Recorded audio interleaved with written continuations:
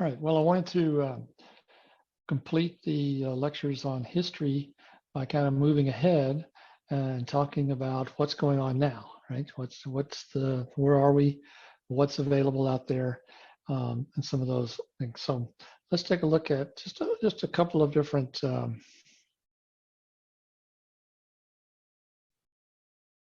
areas that exist. Okay, so we're going to look at the human genome programs and some of the data sets that are being collected internationally. Things that you're going to see more about in the future, particularly as we start to fill these in a bit more.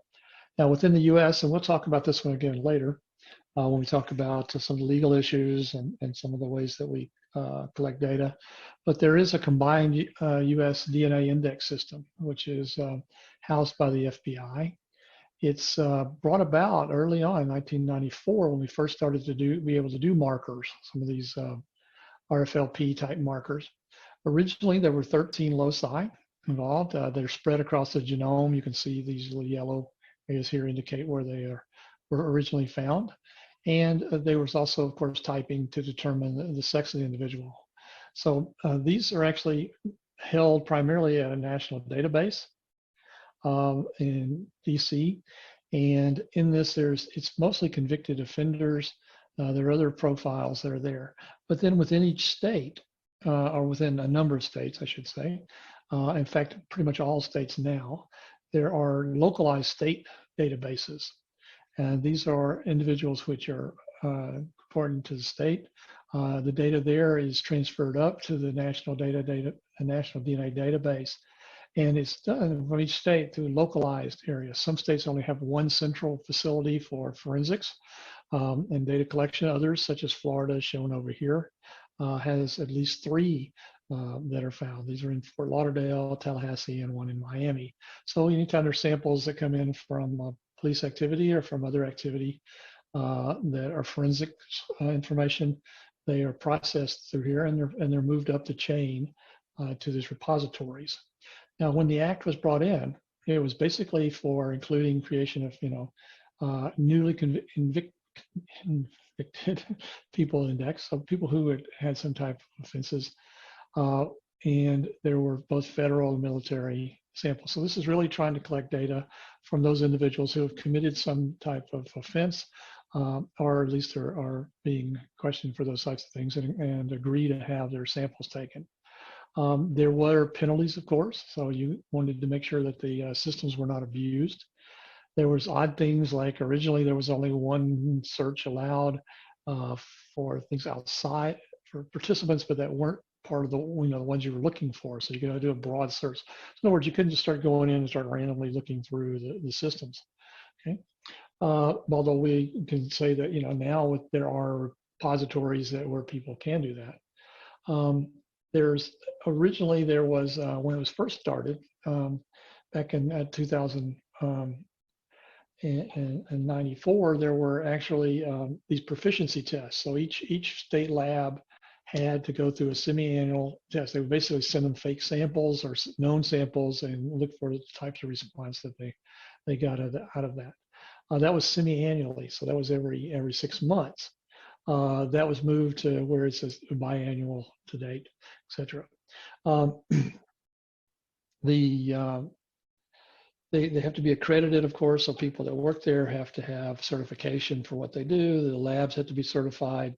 There are stringent rules about how the data is, the tissue or the sample is maintained, how the records are maintained, what the security of those records are. All of that is part of this accreditation process. And then in 2004, along with these other changes that had come about, because they looked at the system, they also decided that Congress, any changes that could occur would require that Congress know about those changes. In other words, going beyond these 13 original markers or making any changes in how those markers work, the primers that might be used or the markers, the way the data was collected, had to go through Congress. So in 2017, systems have gotten more sophisticated, and they're in fact more sophisticated now, but there was a formalized codified way to do this through CODIS, which there were 7 different new loci added, bringing the total to 20 loci that were collected for every sample that was brought forward. That's been expanded since then in some areas. Certainly at the state and local level, they collect more information than that. But this is what is sent forward for the federal bank. Okay. All right, some other programs. So we now can sequence, as we talked about, we can do RFLP analysis, we can do all sorts of things. So various countries have taken saying, okay, let's think about how we can link in genetics with health. Okay, one of those, there's a Biobank program. It's actually multiple places around the world where Biobank is found, but one of them that's very active is in the United Kingdom. They're working with genotyping for a suite of characters, about 500,000 people. They have had, and they already have, and it's continuing well past 2018 when this figure is made. There are online health questionnaires that people fill out. There's all sorts of information from these individuals about if they die, what happened, what type of health, National Health Service information, all this coded information, as well as other things. And they have cognitive function tests that some of them take. There's some biochemical analysis to look at inform. And then there's lots of information being linked in from the primary care system.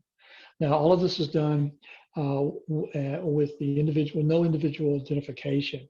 Okay, obviously they have to link all the systems together, but it's anonymous as well as to who that piece of information fits to.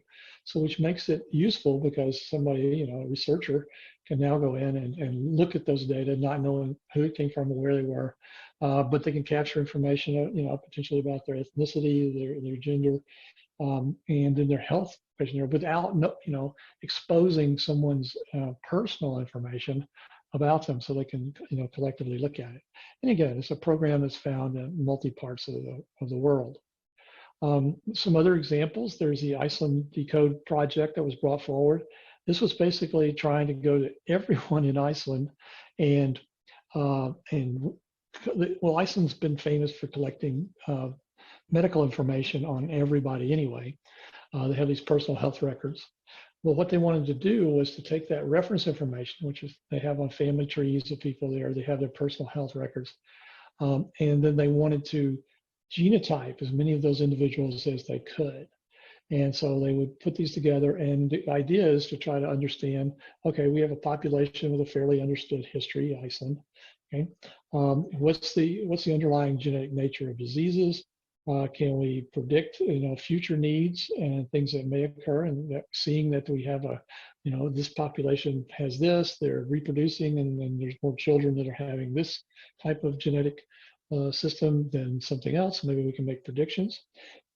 And also, as many of these projects are trying to do, they're trying to personalize medicine, because as pharmaceutical systems develop and genotyping becomes more common, sort of sequencing becomes more common, we start to say, okay, there's this individual A has this genotype, they need this version of the pharmaceutical product.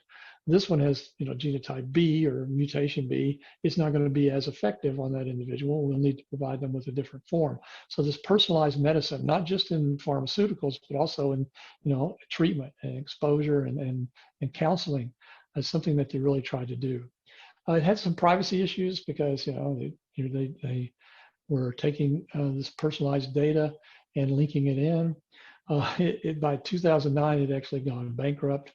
It was picked up by Amgen as part of their NextCode program. Amgen, is one of the big companies that does pharmaceuticals and biomedical supplies.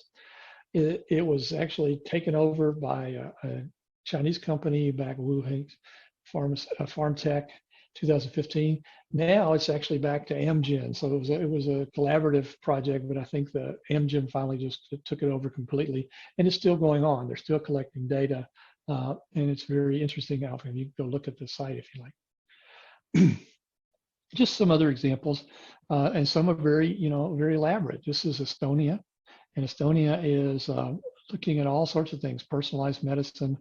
They've got a genome center as one of the universities, or it's actually spread between a couple of different universities, but it's centered at one.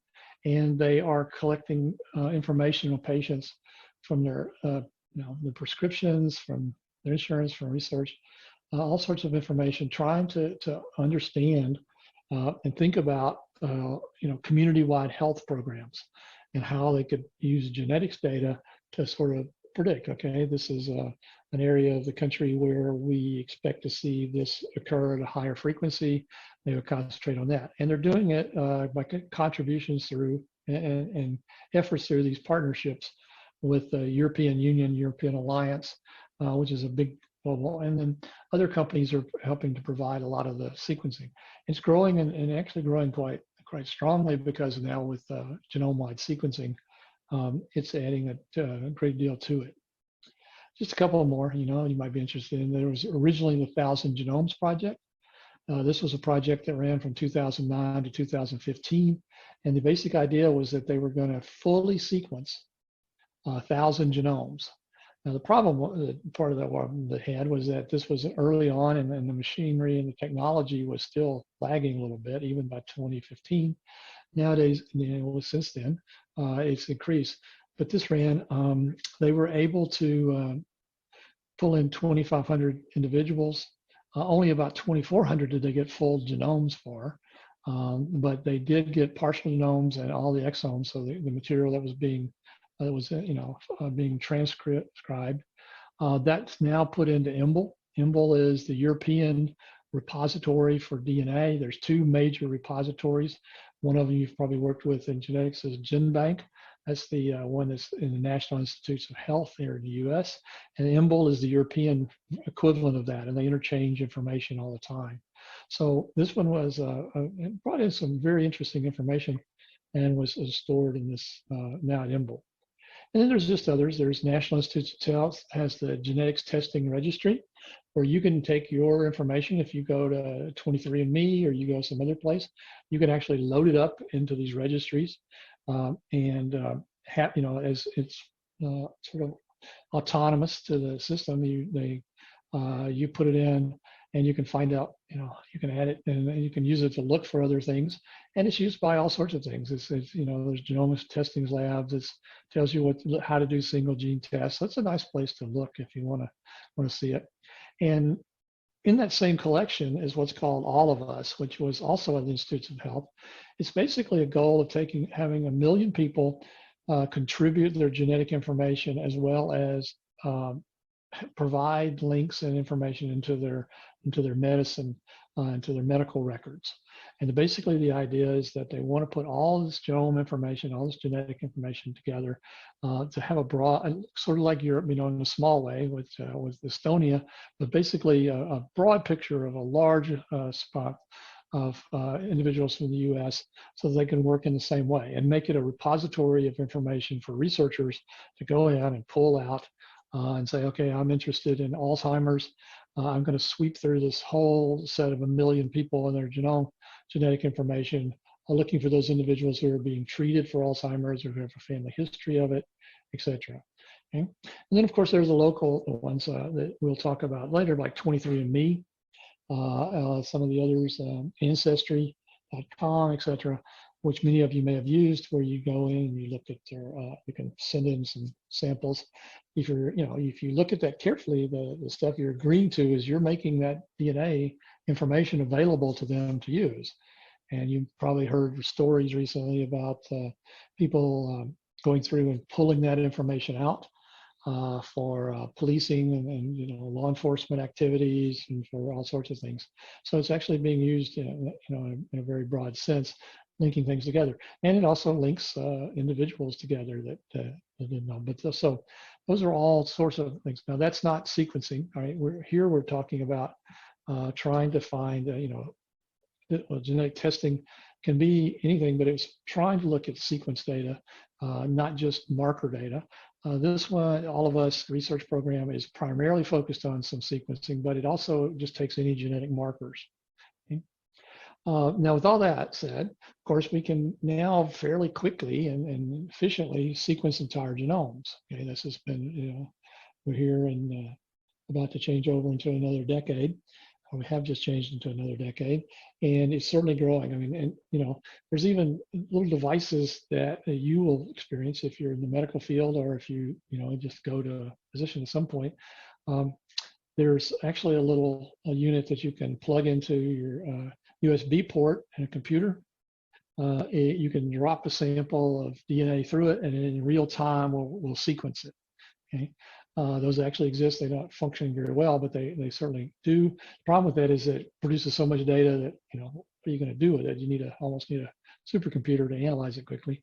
But personalized DNA information, the ability to go into a physician's office or to a small lab, have it done, it's a real thing, and it's coming quickly, and it's just going to be, very soon when a child is born, you take their footprint, you do a little bit, you're going to draw, and you're going to have a full genetic profile, in fact, probably a whole genome sequence of that individual available for their lifetime.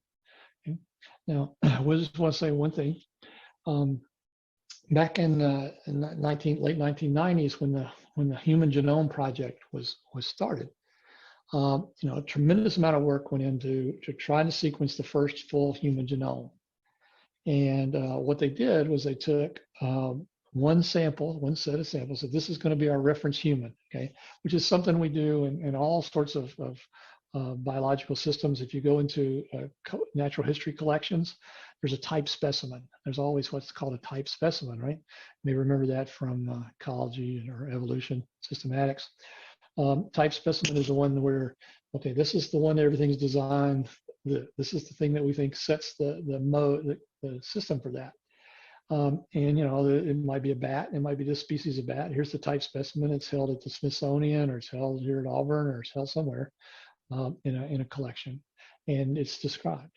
Well, they did the same thing for DNA. They said for humans, and they've done it for many animals, they said we need a reference genotype. We need the genotype, right? Well, obviously the one that became the reference one was the one that they first sequenced fully.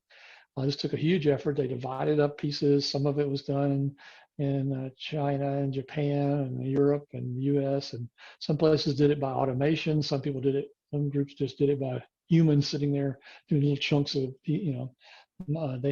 their lab was assigned chromosome 8, and they sit there and sequence the entire chromosome 8. But anyway, it was done. So when all that was put together, okay, compiled, we got a whole genome, right? We have a human genome that became the reference or the type genome for humans. Well, the problem with that is this paper says is that once we do deep sequencing of individuals, we find out that that reference genome, it doesn't cover everything.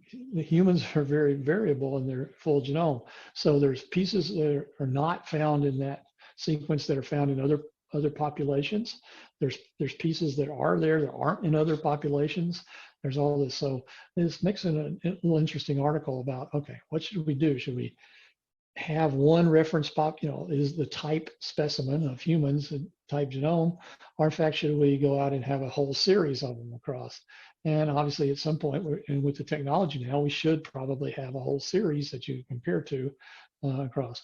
I posted this paper in the modules, and you can just take a look at it. It's fairly easy read once you get past the technology part of it. But I mean, the findings and the discussion, I think we'll find it's interesting and thinking about, what's the type specimen? What is the prototypic human?